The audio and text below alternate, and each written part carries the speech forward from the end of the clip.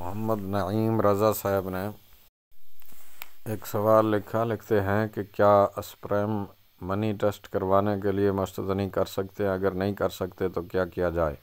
بسم اللہ الرحمن الرحیم۔ الجواب بعون الملک الوہاب، اللہم ہدایت الحق والصواب۔ مستدنی کرنا ناجائز اور گناہ ہے، اور علاج کے لیے بھی مستدنی کرنا جائز نہیں، البتہ شادی شدہ شخص بیوی کے ہاتھ سے فراغت حاصل کر کے یا عزل یعنی جماع کرتے وقت جب انزال کا وقت آئے تو اس باہر کرنے کے ذریعے نطفہ محفوظ کر کے ٹیسٹ کروا سکتا ہے۔ فتاوی رضویہ میں ہے یہ فعل ناپاک ہے، حرام، ناجائز ہے۔ حدیث پاک میں جلک لگانے والے پر اللہ کی لعنت کی گئی ہے۔ فتاوی رضویہ جلد 22 صفحہ نمبر 201۔ واللہ اعلم عز وجل ورسولہ اعلم، صلی اللہ تعالی علیہ وعلی آبائہ وآلہ وبارک وسلم۔